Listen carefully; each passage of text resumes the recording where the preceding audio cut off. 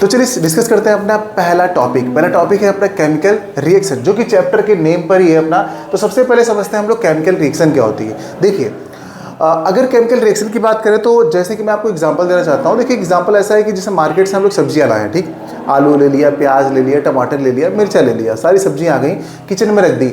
अब जब मम्मी हमारी खाना बनाती हैं, सिस्टर खाना बनाती है, तो क्या करती हैं, उन सब्जियों को काटती हैं। अभी भी आलू की प्रॉपर्टी आलू में है, टमाटर की टमाटर में है, प्याज की प्याज में है, सारी प्रॉपर्टी जैसी थी वैसी है। लेकिन जब उनको काटा जा रहा, अभी भी उनकी प्रॉपर्टी उसी में है। लेकिन जब उनसे हम नया प्रोडक्ट बनाएंगे, यानी कि सब्जी बनाएंगे, तो क्या करेंगे, कढ़ाई में सब्जियां डाल देंगे, सारे मसाले डाल देंगे। जब उसे पकाएंगे तो सब्जी बन के तैयार हो जाएगी। जब सब्जी तैयार हो गई तो क्या जो पहले उस टमाटर की प्रॉपर्टी टमाटर में थी, अब क्या उस सब्जी में जो टमाटर पड़ा है उसकी प्रॉपर्टी उसमें बची होगी?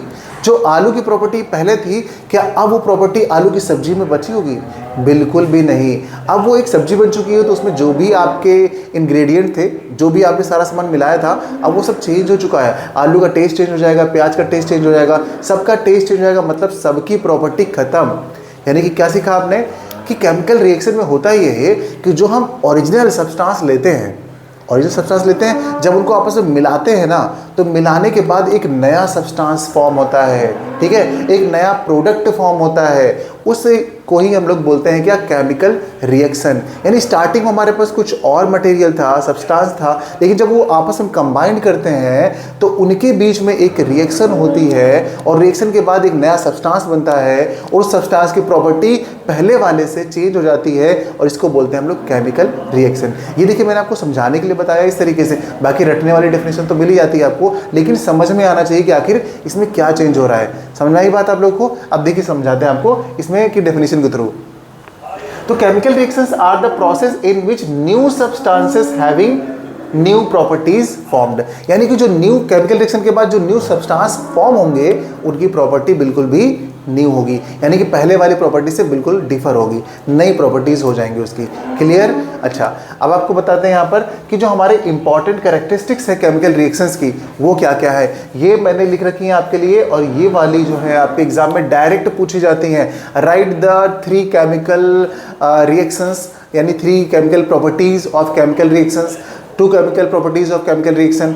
यानी कि यहाँ से ये आती हैं डायरेक्ट आपसे, इनमें से कोई भी 2 या 3 आपसे पूछ ली जाती हैं, और आपको उसके मार्क्स दे दिए जाते हैं। तो ये चीज़ आप लर्न कर लीजिएगा, ये आपके PYQs में कई बार पूछी गई हैं बच्चों, तो ये वेरी इंपॉर्टेंट आपके लिए।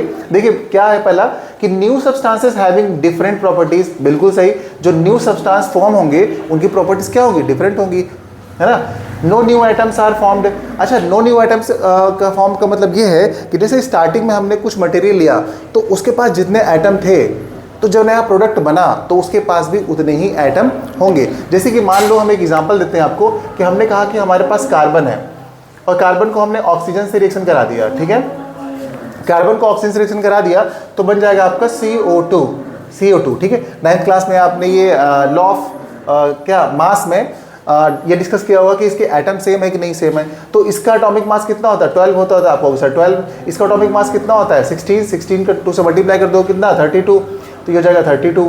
अब इन दोनों को ऐड करोगे तो कितना हो जाएगा 44। आप देखोगे ना, इनको ऐड करोगे तो कितना हो जाएगा 44। तो चलो 44 हो गया दोनों को। अच्छा, अब क्या करोगे, कहोगे ये इधर का मास हो गया, यानी कि इतने एटम हैं, LHS में इतने एटम हैं, और राइट हैंड साइड में कितने आइटम होंगे, काउंट कर लीजिए। इसका 12 है, इसका भी प्लस करके आप क्या कर देंगे, 32 कर देंगे, इनको जोड़ेंगे तो ये भी 44 हो रहा है। तो आप क्या देख पाए हैं, आप ये देख पा रहे हैं कि जितने एटम इधर थे उतने ही एटम इधर भी है। इसका मतलब ये हो गया कि no new atoms are formed. कोई भी नया एटम फॉर्म नहीं होता है, ठीक है। प्रॉपर्टीज चेंज होती हैं, लेकिन एटम्स नए नहीं होते, एटम वही रहते हैं, बस उनकी प्रॉपर्टीज चेंज होती है। क्लियर? ओके, चलिए आगे बताते हैं।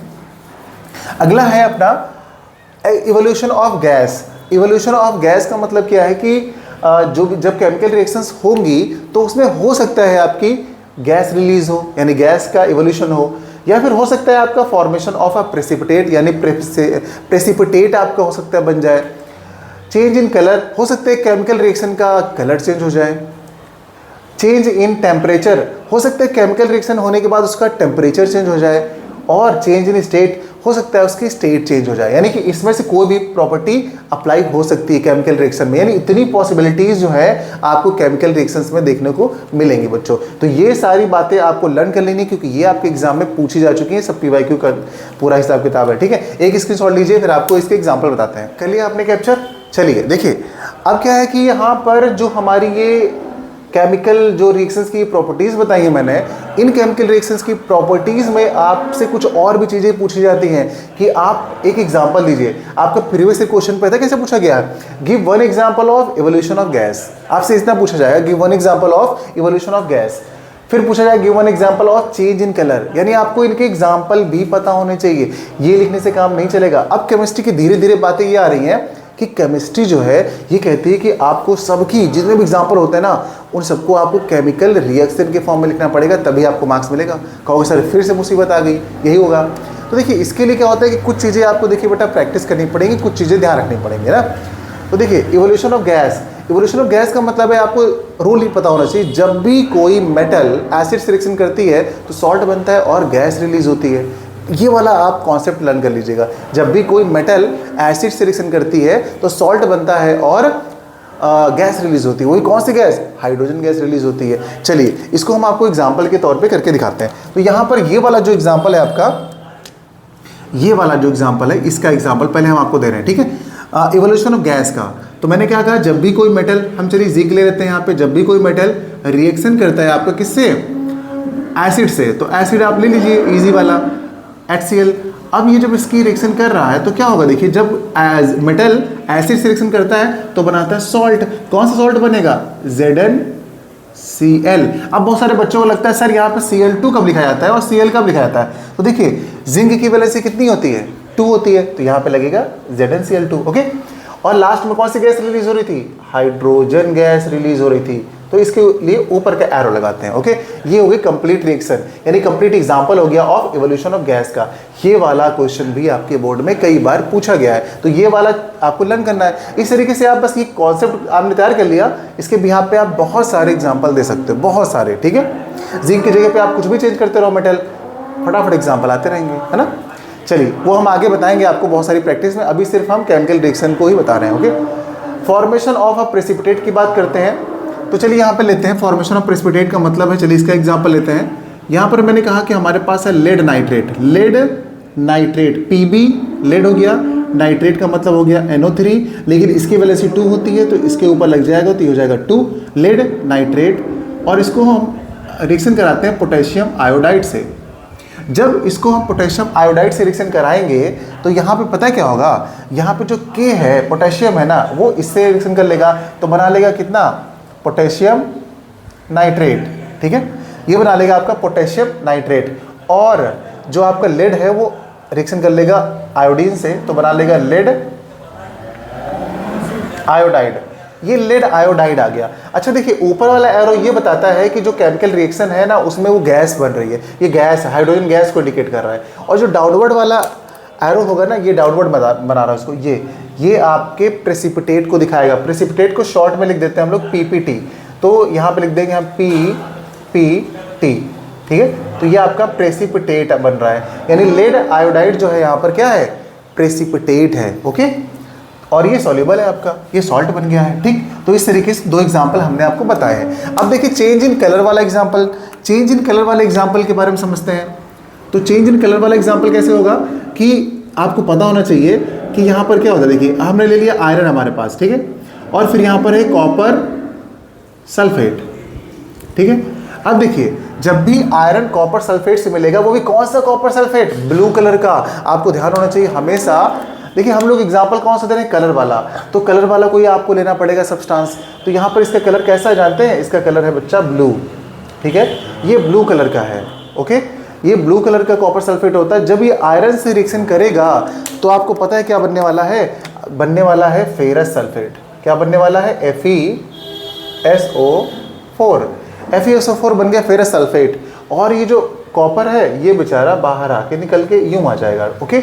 अब ये जो फेरस सल्फेट है ना, इसका कलर कैसा होता है? ये ग्रीन कलर का होता है। किस कलर का होता है? ये आपका ग्रीन कलर का होता है। यानी कि जब भी आपका आयरन कॉपर सल्फेट से रिएक्शन करेगा तो बना लेगा फेरस सल्फेट यानी आयरन सल्फेट और कॉपर को डिस्प्लेस करके अलग कर देगा, यानी ये ब्लू कलर से ग्रीन कलर में चेंज हो जा रहा है। तो ये आपका कलर वाला एग्जाम्पल हो गया। कलर वाला हो गया ना, बात समझ में आ रही है ना, कलर वाला हो गया। देखिए थोड़ी प्रैक्टिस आपको करनी पड़ेगी, लेकिन थोड़ी प्रैक्टिस के बाद फिर जो है वो आएगा ना, उसके बाद फिर आप निपटाते हुए चले जाएंगे।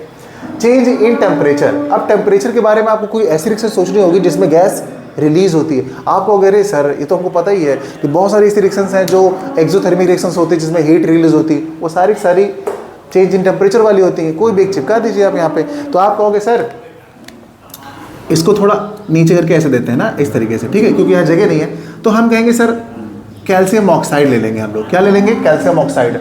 आपको पता है कैल्शियम ऑक्साइड यानी बुझा हुआ चूना। अरे मार्केट में जो चूना लेके जाओ ना हार्डवेयर की दुकान पे, तो बड़े बड़े टुकड़ों में मिलता है, जिसको आप पानी डालते हो फिर उसको आप दीवार में पेंट करने का काम आता है।